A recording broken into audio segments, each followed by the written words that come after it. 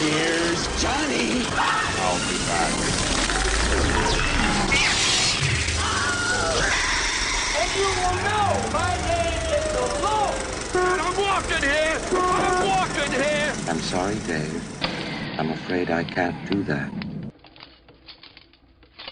Groovy. Hello and welcome to Box Office Pulp, your one-stop podcast for movies, madness, moxie, and tonight, a descent back into the dark, dark days of the mid to late 90s. As always, I'm your host, Cody, and joining me are my co-hosts Mike. Say hello, Mike. Hey. And Jamie. Say hello, Jamie. Hello. I'm shocked. Normally there's a lot more stuff you guys say that throws me off my game before I can actually introduce the guest host, but you're just letting me right at it. This feels weird, like there's a target paint on my back. Anyways, we're also joined tonight by director David Weiner, who's been on the show before to talk about In Search of Darkness, but now, In Search of Darkness Reloaded, we're here for In Search of Darkness 95 to 99, which personally is my jam. I fucking love 90 movies, so I'm very excited for this. David, thank you so much for coming back to talk to us. Hey, thanks for having me back on. Yeah, we could talk about the whole 90s. We don't have to talk only about the second half, but, for the uninitiated, normally when I've done these long-form documentaries or long-ass documentaries, they're 4 hours long, 5 hours long, and the last one I did was 6 hours long, but they cover the entire decade. But because we got into the 90s, we thought we'd try something a little different and divide it into two parts.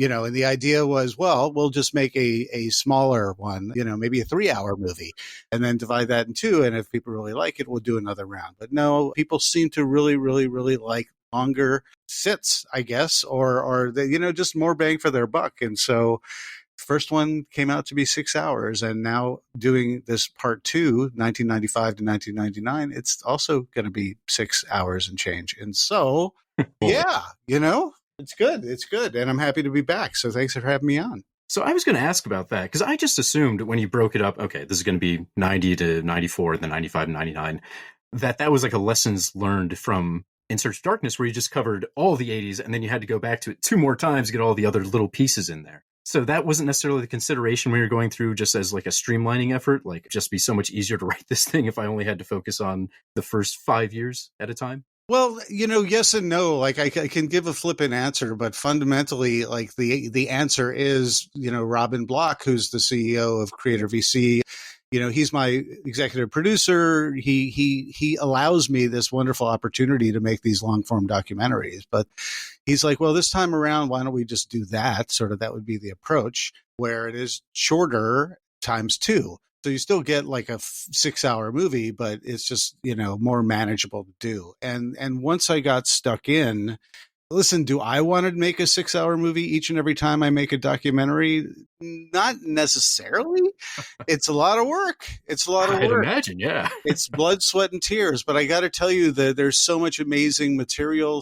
I get so many amazing interviews. It's an embarrassment of riches, and so a wealth of content. And what happens is I'm just like, well, I'll make it a 4-hour movie. I'm like, no, people are just like, they expect, they being our very supportive community and backers of these projects, they always say, I mean, if you read on Letterboxd, I love how long this is, and it should be longer, and people really say that. I read this stuff and I'm like, really? Okay. And it's to the point where people are like, tap my veins, put it in 24/7. And of course they're kidding, I think. But ultimately, they just love the fact that it goes on forever, and it's kind of this comfort blanket for people. So I did the first one and I just said, yeah, Robin, I think I'll just make another like 5+ hour movie. And it ended up being the longest one yet. And so now that I'm doing part 2, I feel absolutely obligated to the fans and to the content to do more. And so I'm delivering this second half, 95 to 99, as another 6+ hour thing. And I got to tell you, I just got finished trimming out about 90 minutes of material. So I don't know. Make of that what you will.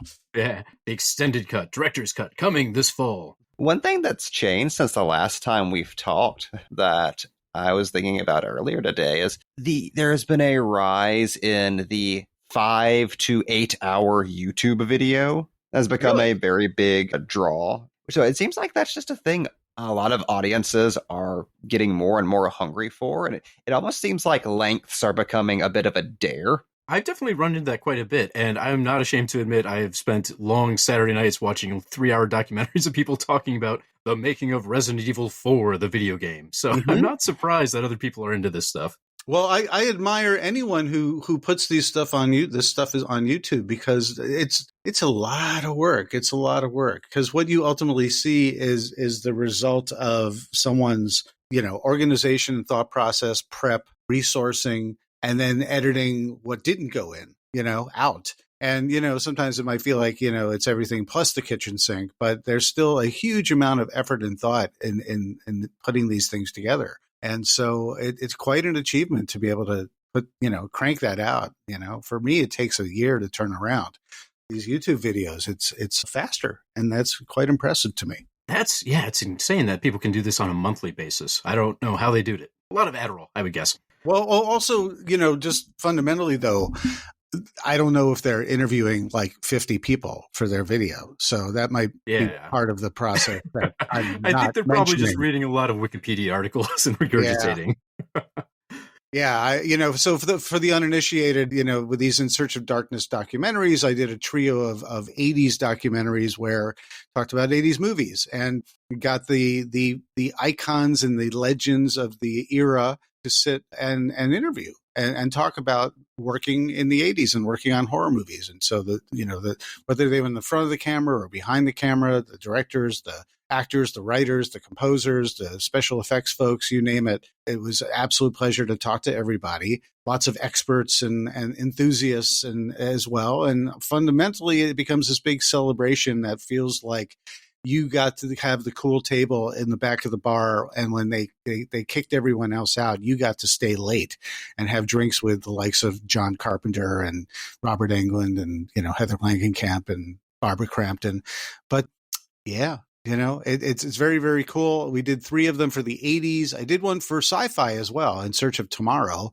And then, so we're doing the 90s, and we just divided it in half and half. But what it is each year I curate a bunch of titles, and we have people talking about individual movies. But in between the years, there's larger context chapters where you talk about the special effects, the pop culture zeitgeist at the time, the music, the practical effects, you name it, to create a larger context look at the puzzle that a filmmaking and reflections of culture and society can become in the course of a decade. For prep for this, I actually watched a bunch of different 90s horror films in the last few days. And it's astounding to me because you go from something in 95, 96, like the Tales from the Crypt movies, to I think it's 98 with The Faculty. And those movies feel like they're completely different generations. They don't feel like they should have been made 3 years apart. They feel like they should have been made like 15 years apart. Well, a key element is the Kevin Williamson contingent. And basically, when people look at the 90s, I think, and I'm talking about the average non-hardcore horror fan, they kind of look at the 90s and they're like, well, gosh, what was big in the 90s? I don't quite remember. But then you had Scream and, I guess there was Blair Witch Project. And yeah, it was pretty cool. Sixth Sense. Like the more you start thinking about it, your memory hole starts dissipating and you start realizing, wait, there was a huge amount of really, really, really cool stuff in the theaters, on video, straight to video, huge amount of horror, people doing DIY stuff in their backyard and making it to the shelves of the mom and pop video stores that you went to. J-horror was creeping in and so on and so forth. But a huge part of it was Scream, which we forget or didn't know in the first place was kind of a sleeper hit. Wes Craven, they're like, oh, well, Wes Craven's New Nightmare didn't do that great. And yeah, Wes Craven's a standby, when it comes to horror, but, all right, he's got a new movie, Scream, and, hopefully it'll do all right. But it totally revolutionized, at least from the standpoint of studios. Wait, horror's big again? Wait, it's making huge box office? Wait, people are going to go see a movie if it's really glossy and you have the cast of Dawson's Creek in there and Party of Five and people are going to pay big bucks to go see it. All of a sudden you have this huge wave and you have combination of Kevin Williamson working with Wes Craven, but you also have meta filmmaking, which Scream was not the first meta film, but this self-reflexive postmodern kind of take, which you would see in movies like Tales from the Crypt, definitely but there. it really caught fire with Scream, and all of a sudden, the average person who wasn't a horror fan totally wanted to go and see their favorite hot teens in movies, or hot 20-somethings acting like teens in movies. But there's even, just real quick, sorry, it just popped into my brain. In Bordello of Blood, there's this great little moment where Dennis Miller is walking in this sort of dark alley, this dark sort of dank room, and he's like, I feel like I'm in a bad Tales from the Crypt episode. And it's fascinating too, because you're completely on the spot too about hey, let's have a bunch of 30-year-olds playing 20-year-olds, and that's what everyone wants, just a bunch of very hot 90210. But we also got used to, like, listen, we all saw Grease, those were those were teens who were left back like 10, 15 years in high school, and they never graduated. Yeah. But what I'm thinking too is the advancement of special effects during that period, because Tales from the Crypt has a lot of like in-camera effects. There's a lot of, obviously, the Crypt Keeper puppet and all of that. Mm-hmm. And just a few years later, Robert Rodriguez is out there, and all of his aliens are CGI. Everything he's doing in the Faculty is primarily CGI. There are obviously some practical effects still mixed in there, like severed hands and fingers and all that. But it's amazing how fast everything advanced in the realm of horror, and the amount of doors that opened. And unfortunately, the amount of very, very bad CGI we got in the meantime. It's interesting, Robert Kurtzman wrote the treatment and the story for From Dusk Till Dawn. And, he was he is a very well-known effects guy, and he worked on the Faculty doing the effects on that. And he was telling me that the spoiler alert, not like anyone wouldn't know. There's a big monster at the end. We just put it that way. That is a combination of practical effects and CG. But there are shots where it is a giant mechanical monster that costs a lot of money to make.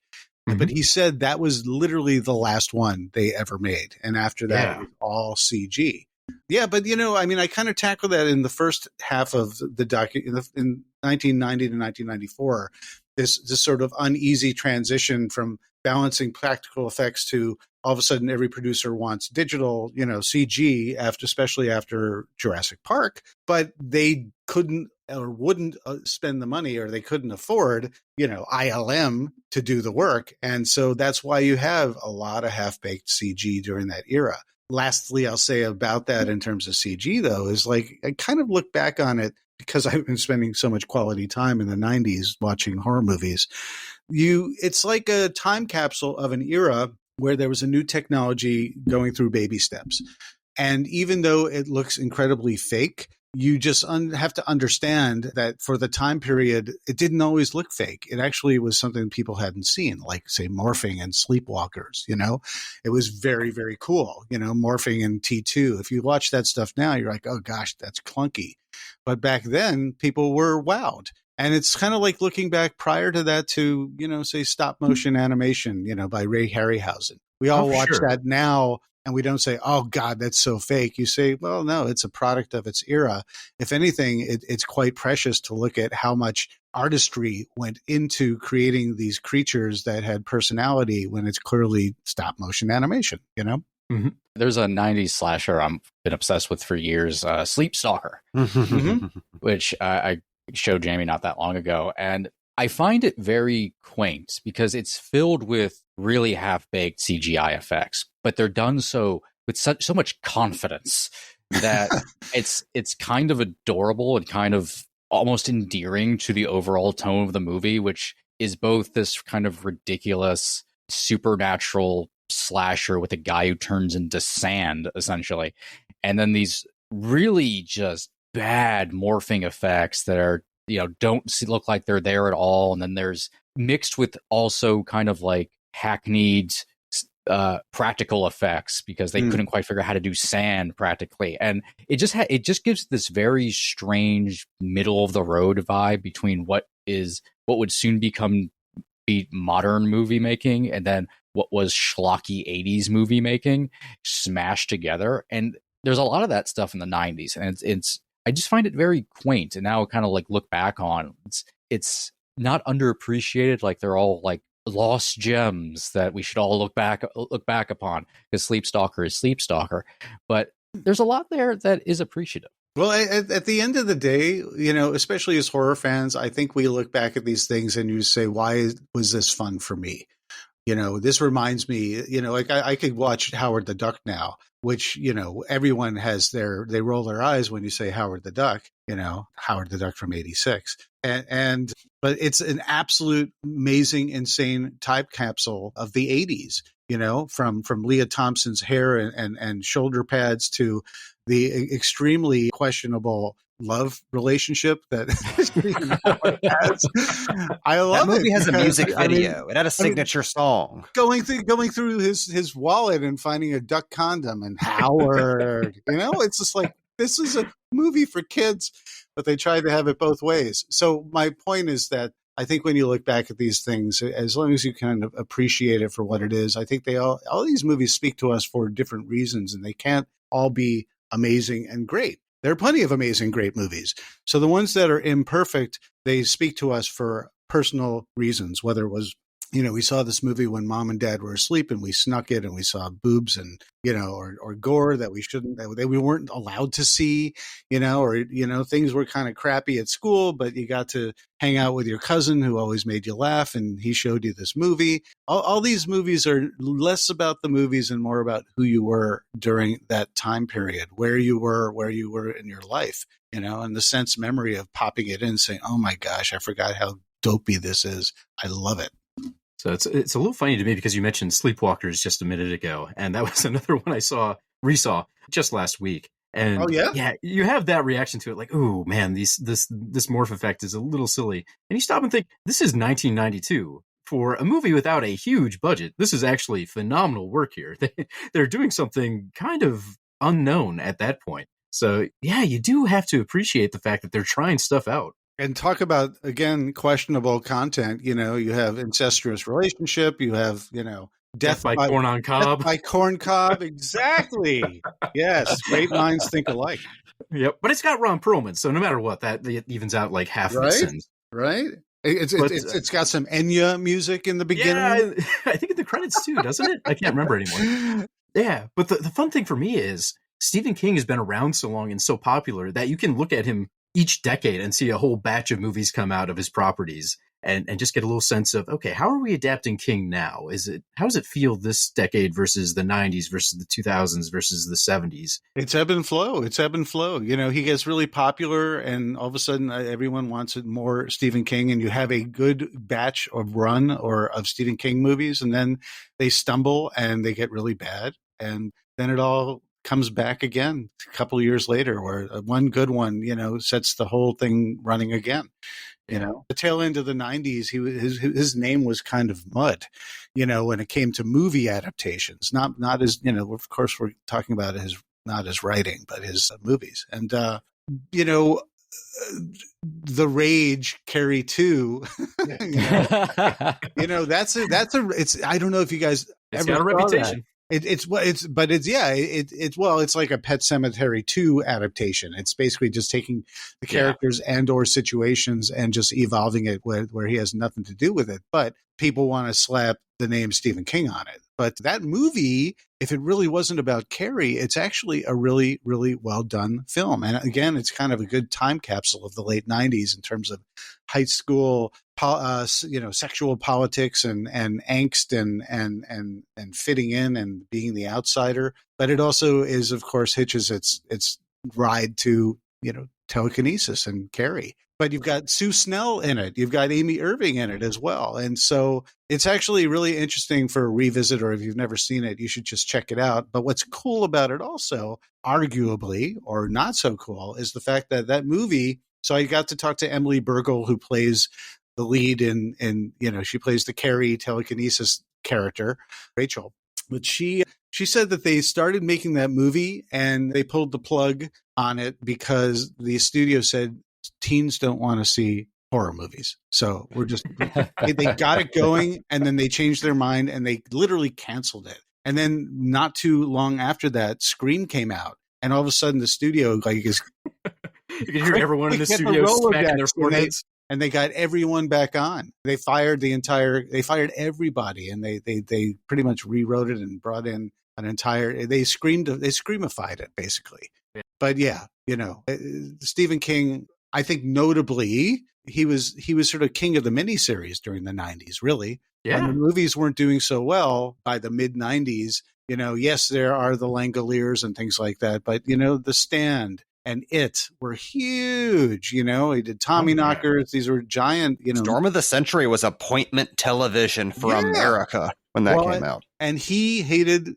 The Shining. He didn't like Stanley Kubrick's The Shining because it was a very personal book to him. And Stanley Kubrick, he even wrote a couple scripts for Kubrick, and Kubrick said, "Nah, I'm just going to I'm going to be Kubrick," or Kubrick, depending on who you are. But fundamentally, he just said, "You know what?" They're like, "What do you want to do after A Stand did really well?" And he's like, "I'm going to do The Shining my way and just write it and get Mick Garris to make it." And they did. And so we have Mick Garris talking about that, and also the star of that, Steven Weber, talking about that experience. And so that's really cool in the documentary. And that one just fascinates me because the opinion on the original Shining has shifted so much over time. It makes a lot of sense they would try and reboot it back in the 90s. Whereas if you suggested it now, there are people that got upset about the idea of them doing a sequel in Dr. Sleep, even though it's based on a King story. Yeah, well, Dr. Sleep had also, I love Dr. Sleep. I really liked it. And Mike Flanagan, I think, can do no wrong. He does really, he's really great. Yeah. And I'm just going to name drop it whenever I can. So Mike Flanagan's in my documentary too, and he's great. But I'd start with that. I'd be bragging about that all week long. Yeah.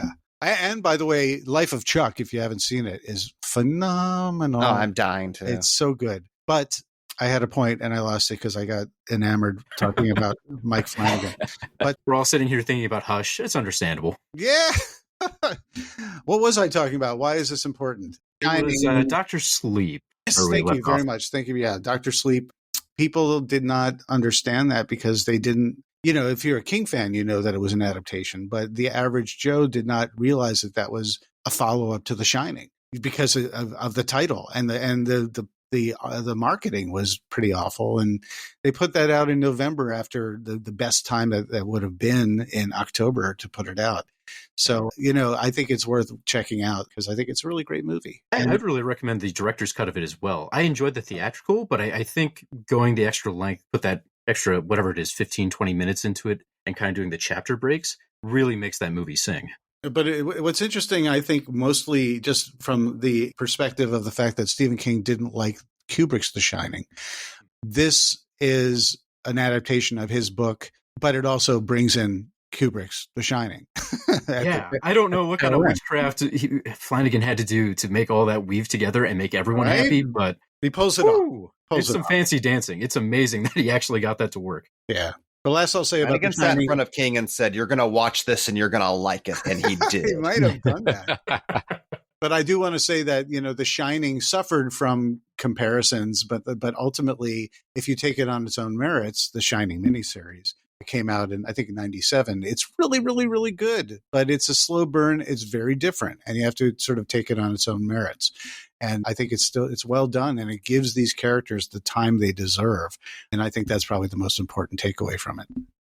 Well, and what I appreciate about all those miniseries was they were broken into 2, 3 parts, whatever, which makes it way more digestible. I'm not a huge binge movie kind of guy, so for me it works great. I can watch the first half, take a break, come back an hour later if I want, like an intermission, or the next day. Yeah. Well, too, it was number 1 in the ratings for both of the nights. So yeah. Well, I think the miniseries were doing great for King until they got to Rose Red, and even that, the first chunk of it, I think, did very well.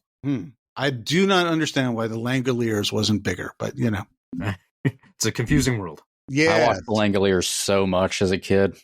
Did you really? Well, so you've got a personal connection to it. So the goofy, the goofy critters, Pac-Man munching things, eating the plane, that really did not work well with CG.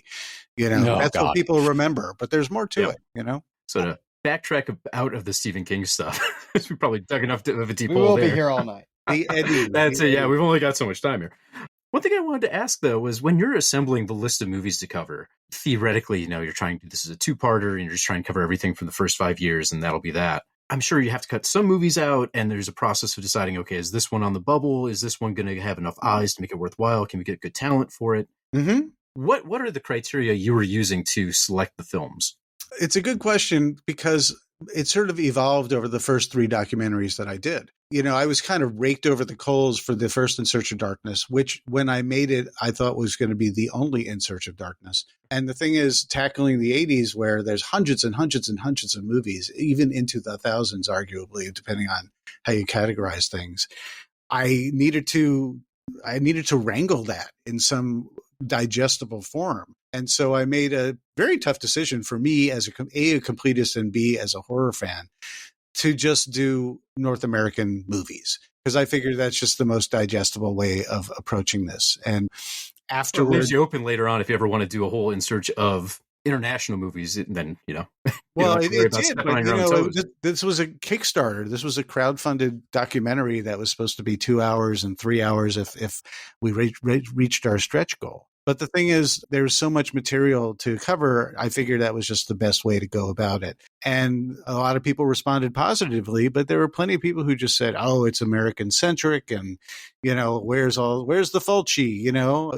All the million other cultures that got left in search behind. of Japan. I'm like, Cronenberg's a foreigner. He was in there, but that's true. Yeah, all the Canadian films. Yeah. Now, that's why I say North American versus just, American. But it's ultimately what I learned over the course of making the second one, when I did a lot more international stuff. I did a whole chapter focusing on Italian horror and stuff like that. People responded very positively to that. And people seem to want more and more of the straight to video, bottom of the barrel, quote unquote, types of movies that I wasn't sure if people were interested in or not. I mean, plenty of people are, but I think the horror fans really wanted, the hardcore horror fans really wanted, they're like, I need something to help curate my own list. I want to discover stuff that I did not know even existed or I've never seen.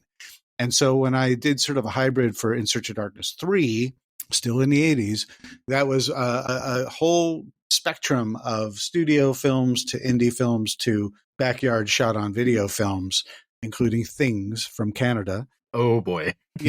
People responded really positively to that. So that's kind of been the alchemy that I've been using. When I say ever since, it's two more documentaries, the 90s part 1 and part 2. But I find people really respond to the fact that there's a broad spectrum. But like you said, a lot of it comes down to, I struggle with this. I stay up at night because it's just like, well, everyone knows this, so they expect it, but then again, well, maybe it's too obvious because everyone knows it. What is new that I could bring to the table? But yet then again, if I don't do it, they're like, how, of all movies, how could they, how dare you leave that out? Boy, what a glaring omission, minus a star on Letterboxd. Yeah. If I was in your shoes, man, if I had to do Army of Darkness, it'd be a dream. But what am I going to ask Bruce Campbell about Army of Darkness that he hasn't been asked 50,000 times in the last 2 years? Well, I reached out to Bruce Campbell, and Bruce Campbell politely said, I don't want to talk about this because I'm talked out. Yeah. So many times about all of these things, it would be tough to find a new angle. So I sympathize. Yeah. Well, I could tell you the angle that I found. First of all, I talked with Ted Raimi. And so he provided some interesting insight in terms of, he played multiple characters, and he and Bruce would where they felt like they were kids, in their basement doing all the voices in the looping afterwards. Talked to Robert Kurtzman, who worked on the effects with that. And he just said it was like kids in a candy store blowing things up and having the greatest time ever. And I talked to Alex Winter, who's friends with Sam Raimi and is a huge Sam Raimi fan. And he just told me what it was like to hang out on the set and be a fly on the wall for that kind of stuff. And so for me, I was just like, good, now I can bring some perspectives that people don't normally see to this and, make it interesting. I even got the Candyman director. He did a cameo on that. As one of the, yeah, he's one of the, he told me his line, I have one line, I'm one of the guards, at the bar, and so, it's fun being able to wonder, how am I going to approach this that's different? And then getting these wonderful, serendipitous kind of, oh yeah, I was there. I saw this, or, I was rejected for it. Like I talked to Ernest Dickerson talking about Demon Knight and Death by Temptation and all the stuff that he's done as a cinematographer, working with Spike Lee, and as a director. And he's just like, oh yeah, they asked me, I sat for a meeting for 7. And the producers didn't know what to do with it. And they said, what should we do with this? We don't know what to do with this. And he said, oh, this is a great script and you should do X, Y, and Z. And they're like, oh, these are great ideas. Thanks a lot. Thanks for coming in. And he left this production meeting. And the next day he gets a call from his agent. And he said, you didn't get the job because you talked yourself out of it. And he's like, what? I gave them all these great ideas. They're like, yeah, they're taking your ideas and they're saying they were going to throw this in the trash and they weren't going to do this. But they're like, wait, now we know how to crack the code. We'll get an A-list director and we'll make this. Thanks, Ernest Dickerson. So it's fun when you get these sit downs where you can really go down sort of tangents and rabbit holes, and you get these, hey, all right, you've talked about the movies that you worked on that you're here for. What else have you worked on? What projects did you try and get off the ground that you never got off the ground? But what was that like? And it's an industry. And people, directors and writers, they're auditioning just like actors are. Everyone's trying to get their next gig. And so many people were part of a project that didn't quite get made. Joe Dante was going to direct, the Creature from the Black Lagoon remake. John Carpenter was going to make the Creature from the Black Lagoon remake. That has still yet to be made, but apparently James Wan is currently trying to get that one off the ground. Yeah, every 5 years, somebody's going to do it. And I'm starting to lose hope. So I get to sit down with John Carpenter. I get to sit down with Sandy King Carpenter. And she's just like, oh, yeah, I'll tell you the whole story. That's really exciting to me because that's one it's been kind of hinted at over the years. I remember there was a big hubbub, I think last year, someone was interviewing Carpenter and he had one of the Creature maquettes in the background. And I got to hold on to that. I got to hold on to that in my grubby little hands. And I got to take close-ups of that. And spoiler alert, that maquette makes a nice little cameo in the new In Search of Darkness. Ooh, I can't wait to see that in high def. I'm going off a blurry YouTube clip some guy made like a lunatic trying to prove conspiracy theory. Actually, if you go to I have a blog just for fun. It's called It Came From Blog. So itcamefromblog.com. If you go in there and you type in Creature from the Black Lagoon, I've got lots of close-ups that'll spoil it for anyone who wants to get a good look at Rick Baker's design. Ooh, fantastic. Okay, interview's done. I got business. Right. You got it out of me. It was all one big ruse. Did I answer your question, though? It's hard to choose these movies, but a lot of it has to do with who can I get? What do people probably want to see? What surprises and eclectic choices can I make? And what time do I have? Because if I want to include as many, there's some years where so many more horror movies really stole the spotlight and you can't put them all in. And so you don't want 100 movies from 93, but none from 92. 99, believe it or not, was like an insanely packed year. And I'm clocking in like 20 movies and I'm like, I can't do it. Again, it's mathematics. Regardless of what I ultimately choose, if I want to give each movie 3, 4, even 5, even 6 minutes because it deserves it, whatever the film is. And then I want to have a chapter in between that I want to give at the very least, I want to give like 8 or 10 minutes or 12 minutes. You put that together and you multiply that by, 70 movies and you're flying towards 6 hours. So when you're putting these pieces together, obviously some of these have much bigger reputations than others. Everyone loves the Blair Witch Project. Is it constraining to you when it's something with that much reverence in the fans to have to write and talk about and interview folks for? Or do you prefer the ones that are lesser known because maybe you've got a little more freedom to play with those? Yeah, there's a little less pressure on the ones that people haven't quite heard of because, but there is no rhyme or reason at the end of the day when it comes to outreach for talent, who says yes and who doesn't. There's the most famous people that you guys would know who say yes. And then there's the completely non-famous, or they did that one movie that one time. And they're like, they don't even respond. I mean, there's some, I don't want to name names now, but there's some straight to video gems that I'm like, oh, that's total cult favorite. I gotta, how easy, it's low hanging fruit to get the director of that one, and they don't respond, and multiple outreaches. So I'm not here to complain about that, but it also kind of just informs what I'm ultimately doing because, if there's, if we're Scream, Scream is a big part of this latter half of the decade. And, if I can't get someone from Scream, at least someone, if I can't get at least the craft service guy from Scream, I'm screwed, because people expect it. So fortunately, I got Marco Beltrami, who's the composer of cool. Scream, and I got Jamie Kennedy, who gave a wonderful interview talking all about Scream, Scream 2, even Scream 3.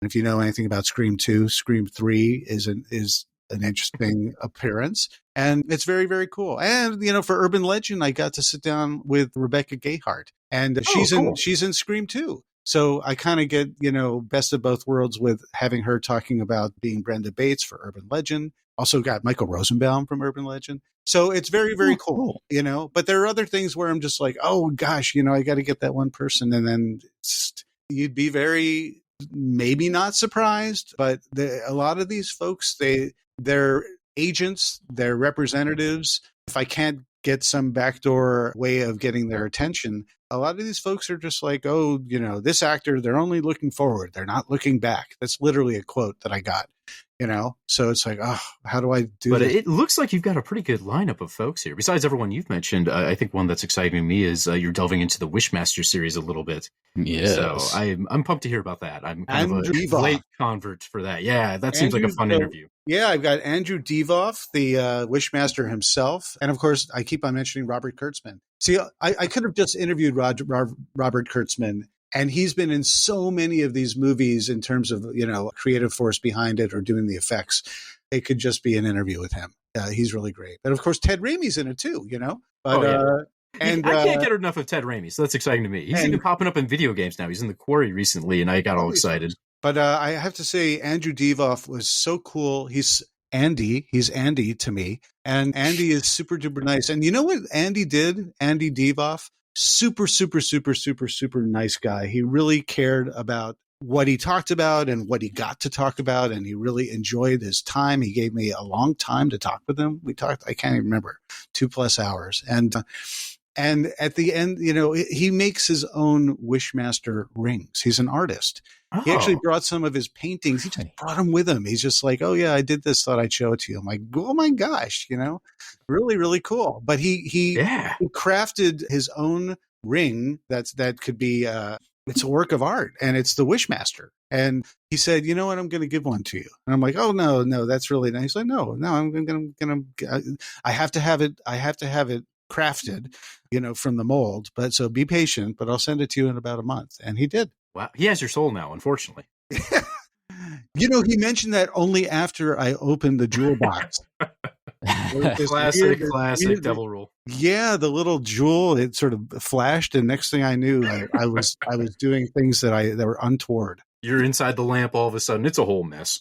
Also, I'm looking at your Wishmaster ring online now. Because I Googled Wishmaster ring and immediately saw you. That's the one. That is incredible. The good thing about getting stuck in the genie bottle was that Barbara Eden was there, and she was young. All right. Well, this is starting to look up. I actually had a question because from just a little bit we've been talking about, we've had a lot of, these are the Scream type movies that came out in the latter half of the 90s. And then we're talking about all of these other things that are very incongruous to one another. You have Wishmaster, you have Sleepwalkers, you have the Stephen King miniseries, you have all these different tones and vibes, and there's nothing that feels overarching. Like you look at 80s horror movies, everything feels like, oh, that's an 80s horror movie. No matter what the tone is, no matter what the cast is, it feels like it belongs there.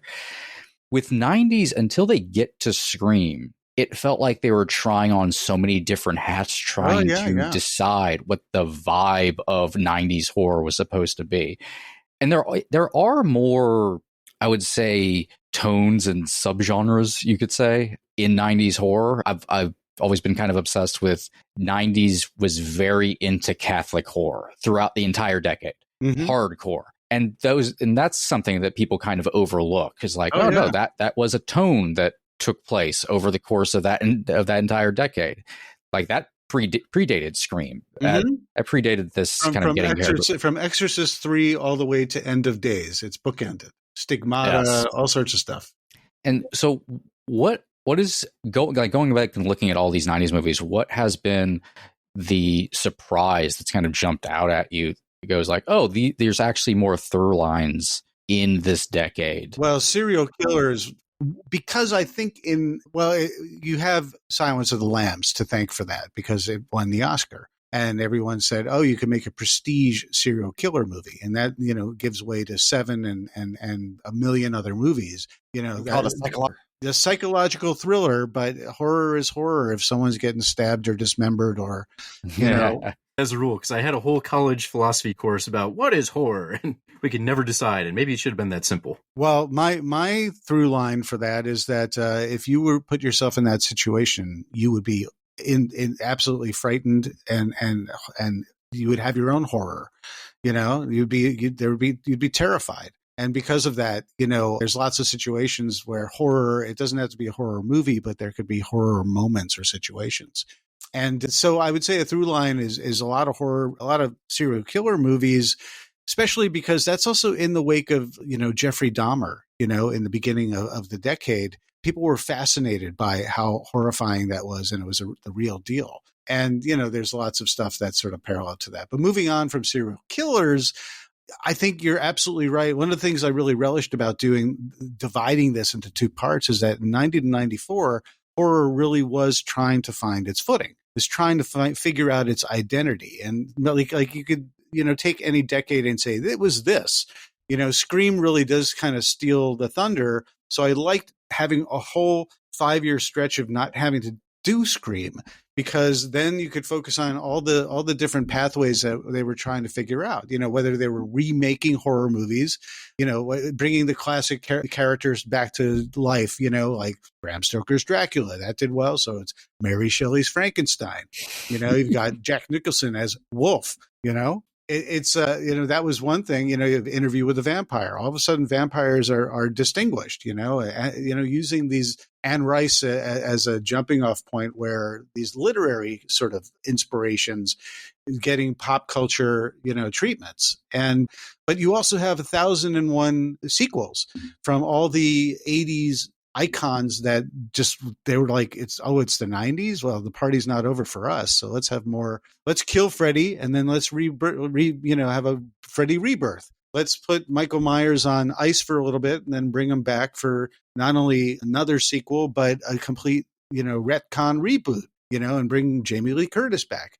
Let's bring Pinhead on, Pinhead's on there through. And you've got, Chucky. Chucky's just getting warmed up, because Chucky Child's Play came out in 88, but Child's Play 2 and 3 are in the beginning of the 90s. And then you have Bride of Chucky, which is pretty much Chucky goes meta, and arguably the best Chucky movie. So, there's a gazillion trends, but there's also other remakes. You've got The Island of Dr. Moreau again, and it's a train wreck that is absolutely watchable, and no matter who you are, whether you like that movie or not, you can't not watch it, because it's just it's crazy, especially the story behind it. And there's a great documentary about the story behind it, and David Gregory, who directed that, he's talking about that as well, which is cool for us.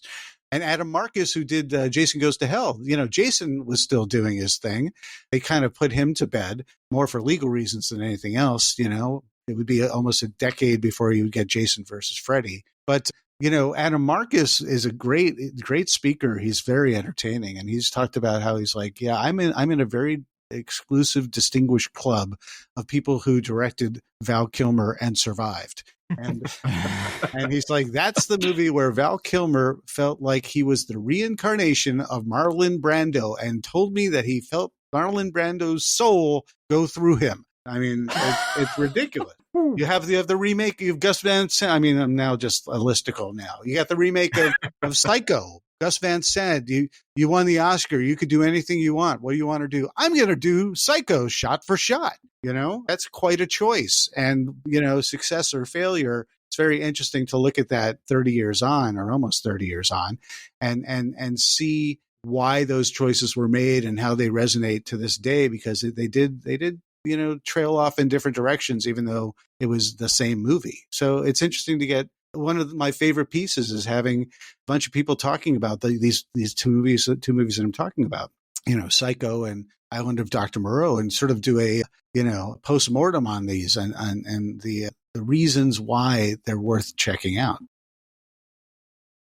From a top-down view, how much of an influence did you find the upcoming millennium had on late 90s horror? Because growing up at the time, it felt like apocalypse anxiety was at an all-time high. Amy, that's because you watch End of Days 40 times in a row. Yeah. Well, I'm glad you brought that up, because that permeated the whole second half of the 90s. And in real life, too, things were very different. There was sort of this, the news, which we want to feel like is very different today in terms of the way they cover things. They went crazy, and they tried to make us all think that we needed to create bunkers, in our houses. When Y2K comes, the planes are going to be falling from the sky. All your money's going to be gone because the computers are, they're not going to be able to turn over. There was if you lived during that time, there was a genuine anxiety, if not panic, during that time. And then, the clock changed, and we were like, is everything okay? Oh, everything's fine. It's all good.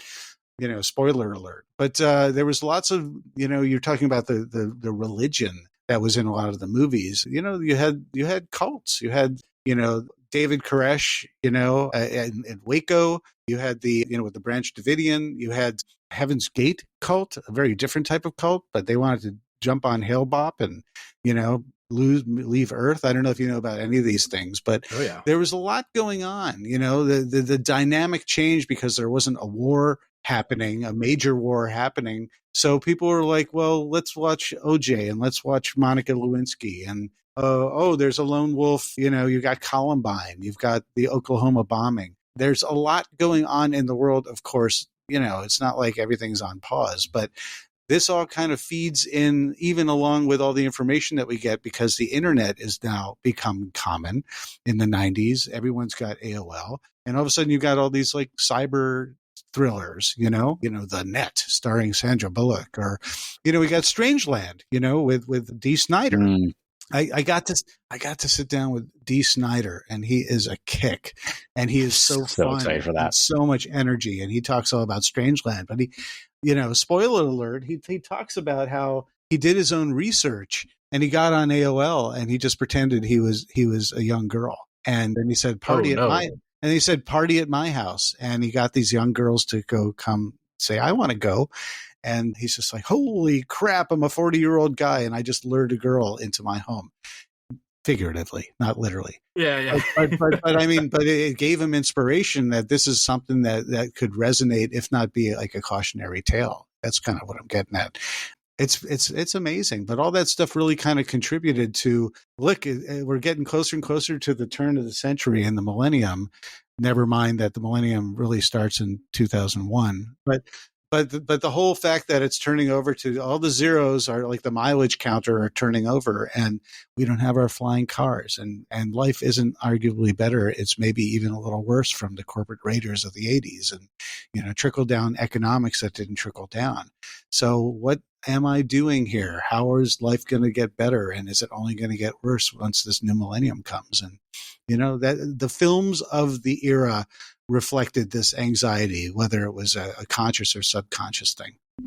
I think just one more question for you before we let you go, and this time to look towards the future. Considering how many studio discs come out now, or digital releases come out now with kind of just PR fluff pieces for special features or nothing at all, you're lucky to get a commentary track. Do you see what you're doing, long form documentaries, kind of being the replacement for that? Do you think there's going to be more of an audience for things like In Search of Darkness moving forward? Yeah, well, that's relevant also to the fact that DVDs were brand new, at the end of the 90s. And, Blockbuster, I think in 99, they started adopting DVDs and stuff like that. And if you remember, you had all these amazing, you get the director's commentary, but you have all these amazing bonus features that, like you said, it's really hard to come by these days. And so I see these documentaries, if anything, as kind of not only a celebration of an era, but a bit of a time capsule of the people who were part of it.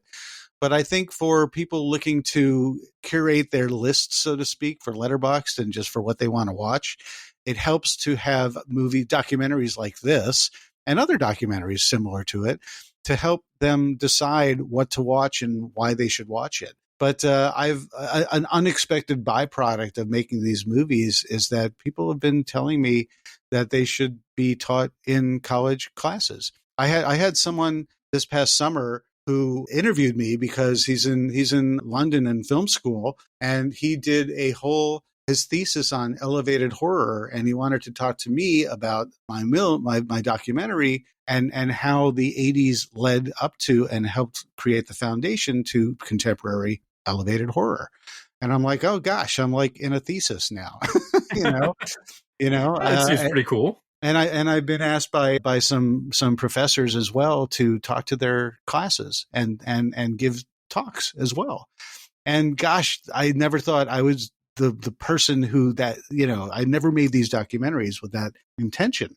But it really makes me happy that they think these documentaries, whatever you may ultimately think about it, deep or not, they definitely capture a mood, a vibe, a sense of film school, a sense of cultural conversation, and they move fast and they're entertaining, and they're amazing clip shows, and they're long. And at the end of the day, I think people will rely on them to a certain degree to help them digest and understand what a whole decade of filmmaking for a particular genre is like. And that's the ultimate compliment for all of us who work so hard on these documentaries. Yeah. I just remember as a kid putting on Bravo's 100 Scariest Movie Moments and discovering the whole genre through that. And I think the entire In Search of, whatever you want to call it, franchise or series, or whatever, could be something like that for new kids. Like they could find out about all of the genre, all of the social things happening through the 90s, 80s, whatever, through these. So I think it's just really exciting, for younger audiences to be able to go through all of this for the first time. Yeah, thank you. Yeah, I mean, people have been saying, gosh, I just did not know any of these movies were, this is younger folks. I didn't know any of these movies were here with some of my favorite actors when they were young. Cough, cough. And, ultimately, if I can enlighten anyone, it's like Tom Savini. He's just like, people say, oh, I don't want to watch that movie. It's old. He's like, well, it's not old if you haven't seen it. It's new, Yeah. And I think people of any age should adopt that ethos. And I guess lastly, and relative to that is that, we shouldn't gatekeep. We should help people say, rather than saying, oh, you haven't seen that. Think about a young person today there's so many titles, so many famous things that you quote unquote have to see.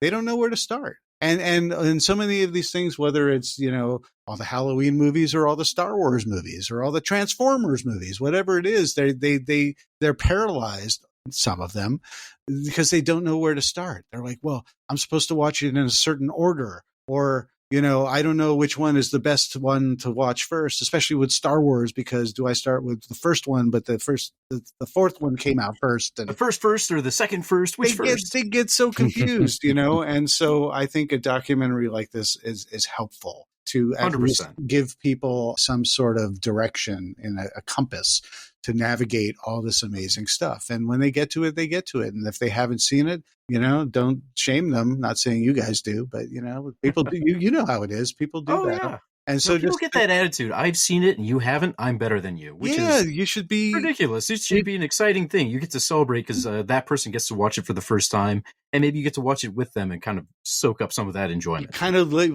like I have a kid, and reliving childhood again vicariously. Except I happen to be an adult this time, or at least in an adult body. But just totally be enthusiastic and encouraging for all this stuff for people, and just say, let me know what you think when you got out of it. You'd be surprised at the, I'm totally getting tangential here, but I'm seeing these weird polls that say, the younger generation is kind of shocked and they don't like the fact that there's so much sex in these earlier movies. They don't like sex in their movies as much. And I just think to myself, wow, what's happening here? That's a very interesting take on things because they don't connect with it. Whereas, I grew up with a bunch of horn dogs who couldn't wait to get into Porky's too. Mm-hmm. But I think the excitement is still there. Like, I don't think they would turn down watching a lot of these films. There might be different tastes and preferences, and some things have aged poorly. But all these movies are just exciting opportunities for kids to just see a whole history of the genre. Or they align with characters that they're it's supposed to be the character that they connect with, and they don't align with the character because their moral compass is different from what this character has. And they're just like, oh, I hated that character, and that character deserved what they got, and they shouldn't have won at the end because of blank. You know, it's very interesting to see how perception collectively has evolved. Language has evolved. All sorts of things have evolved. So if anything, I think looking back at these movies from the 80s, from the 90s, next up, I think I'm going to do the 70s horror, 70s in Search of Darkness 70s. So, you know, it's a whole different set of rules for each decade, really, when you look back at it. And it's kind of fun to tackle and create some perspective. Yeah. So I think we're pretty much out of time here. David, I just wanted to thank you so much for coming on here to talk to us for this. Folks at home, if you want to get in on In Search of Darkness 95 to 99, that's going on sale. I believe the pre-order starts October 7th, and that'll be running through Halloween. Correct, David? That's correct. That's correct. And, you know, it's short and sweet because the movie is done. When I say done, we're still kind of polishing it, but we still haven't done the end credits. And that means you can get your name in the credits if you pre-order it during this time. And you get all sorts of other cool swag. And if you missed the first 90s, you can get a 2-pack where you can get the whole 90s, which is going to be 12 hours of 90s goodness. And if you missed the 80s trilogy, you can get one or all three of those. That's 14 hours of celebration and amazing interviews and time capsule goodness. And so, yeah, you know, we're an indie company called CreatorVC. Go to 90shorrordoc.com between now and Halloween at midnight, a stroke of midnight. And then we make and manufacture and distribute. You'll get a digital copy in December. And then you'll get your Blu-ray for those people who love to have a physical copy in their hands, who like to go through the video stores and actually hold a box in their hands and look at the front and back and decide. You could have it on your shelf, and you could have it with your name on it too. And you'll get that in, I think, January. So ultimately, it's word of mouth is very important, you know, for us to get to keep on doing this. So you guys at Box Office Pulp, I really enjoyed talking to you guys last time. I really enjoyed talking to you guys today. I really appreciate your enthusiasm, but also helping to spread the word. Yeah, of course. The more Blu-rays I can get with my names in the credit, the happier I am. You give it to your grandchildren. You bequeath them, and you say, I was in the movie next to John Carpenter. We had credits next to each other. They're just, Grandpa, we don't understand what to do with this donut, this metal donut thing you're handing me. Where's the hologram version? Yeah. But anyways, folks, definitely check that out. I believe we're going to have an affiliate link in the description of the show. I'm putting that on you, Mike. Sorry, I'm jumping in also, and you know, so you could get all the information on our socials. We're actually 80s Horror Doc, so at 80s Horror Doc for all the socials on, you know, Twitter X and Facebook and Instagram. We got a really, really cool new trailer that you could look at, and we're going to be showing some clips from the films as well. Plenty of opportunities to just, you know, jump on it while you can. And when you go to 90shorrordoc.com, you get all the details on who's in it, when you get it, how it works, what's in the, you know, the documentary without too many spoilers. And yeah, you know, your support is absolutely appreciated. Well, you heard it, folks. If you don't check it out, you're personally going to make Mike and Jamie cry. We're going to send pictures to your house of them weeping. So I'll commit seppuku. All right. Well, folks, you have until the 31st. Don't let us down. Or David. He's been so nice. Please don't. Please. Anyways, this has been Box Office Pulp. Thank you so much for listening. You can find more of us on whatever service you're currently listening to us on. I shouldn't have to tell you how to find us on Spotify. You're already there. But you can find more episodes on boxofficepulp.com. Thank you so much for listening. Thank you, David, so much for your time. That's a wrap. And like that, he's gone. This here show is brought to you by Zencastr, the all-in-one solution for podcasting that's easy as logging in and hitting record. With Zencastr, you get studio-quality sound up to 4K video right from your browser. No more worrying about unstable connections thanks to Zencastr's multi-layered backups that ensure you always have your recordings in the highest quality. But that's not all. Zencastr's post-production process makes you sound like a pro. It automatically removes those pesky ums and ahs, and even those awkward pauses in conversation. If only it could remove those from my love life. But gone are the days of needing a bunch of different tools and services to create a podcast. Zencastr's complete platform lets you create, edit, and distribute your podcast all in one place, allowing you to easily publish to Spotify, Apple, and all other major destinations. So why wait? Start your podcasting journey with Zencastr today and experience the Zen of podcasting. Go to zencastr.com/pricing and use my code BOXOFFICEPULP, and you'll get 30% off your first month of any Zencastr paid plan. I want you to have the same easy experiences I do for all my podcasting and content needs. It's time to share your story.